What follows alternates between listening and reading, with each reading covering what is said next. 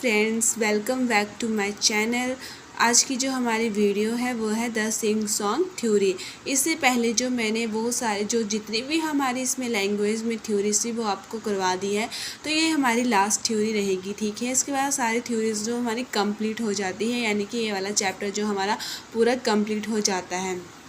ठीक है, तो इसको भी मैंने आपको पॉइंट में बताने की कोशिश की है ताकि आपको अच्छे से समझ आ सके।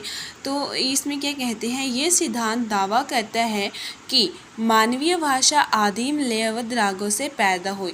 कि जो हमारी भाषा है वो कैसे पैदा हुई, एक लय से पैदा हुई। लय जिसको कि हम इंग्लिश में कहते हैं रिदम से जो वो पैदा हुई है। तो कोई भी चीज़ है, ठीक है, कुछ भी अगर हम कोई काम कर रहे हैं तो उसको एक तरीके से करते हैं। ठीक है, वैसे ही अगर कोई भाषा है तो उसको हम एक तरीके से कहते हैं। अगर हमने शब्द कहना तो 10 शब्द नहीं कहते हैं हम। ठीक है, या फिर जैसे हम गाना गा रहे हैं तो उसको हम एक लय में गाते हैं। ठीक है, बिना लय के तो वो क्या गाना गाना रहेगा नहीं ना, तो वो बेसुरा हो जाएगा। ठीक है, तो वैसे ही गाने में क्या होता है, एक लय होता है। इसलिए ये सिद्धांत कहता है कि जो हमारा द सिंग सॉन्ग थ्योरी है, ठीक है, जो हमारी सिंग सॉन्ग थ्योरी है वो कहाँ से हुई है, लयबद्ध रागों से पैदा हुई है। ठीक है, तो वैसे ही डार्विन ने अपनी पुस्तक डिस्टेंस ऑफ मैन को इस सिद्धांत पर आधारित किया है।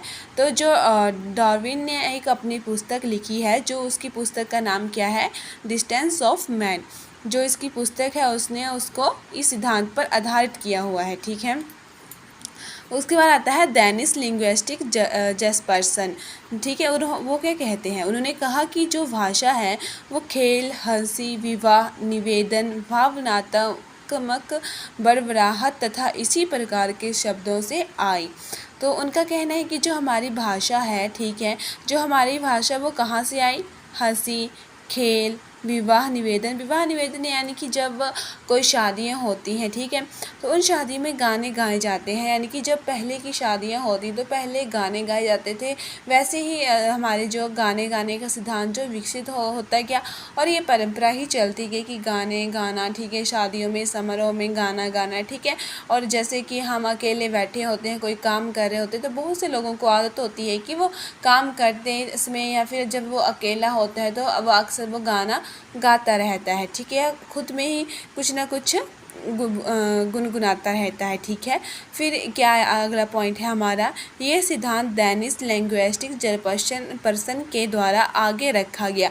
तो इस सिद्धांत को किसके द्वारा आगे रखा गया था, डेनिस लिंग्विस्टिक जेस्पर्सन के द्वारा। ठीक है, जिसने कहा कि भाषा गाने से शुरू हुई। तो यही थे जिन्होंने कहा कि भाषा का आरंभ कैसे हुआ। उन्होंने कहा कि भाषा का जो आरंभ है, हमारी भाषा का आरंभ जो है वो गाने से शुरू हुआ, यानी कि सबसे पहले हमने गाना गाने शुरू किया। इसके अनुसार भाषा गाने से शुरू हुई। साथ ही इन्होंने सोचा कि शुरुआती भाषा दांत टूटने की आवाज़ थी। यानी कि इनका कहना है कि जैसे कि बच्चा गाना, मतलब जब बच्चे का दांत टूटता है तो वो उसके मुख से कैसी ध्वनि निकलती, आ। तो एक है, एक ही भी गाने की एक रिदम है, ठीक है, एक लेयर है, वो उस साउंड को भी एक लंबा खींचता है। ठीक है, तो वो क्या होती है, एक लेयर होती है। तो उनके अनुसार जो सबसे पहले भाषा जो निकली होगी वह क्या कैसे निकली होगी, दांत टूटने से निकली होगी। उसके बाद आता है डेनिस भाषाविद लेखक थे। जो डेनिस थे वो कौन थे, भाषाविद लेखक थे।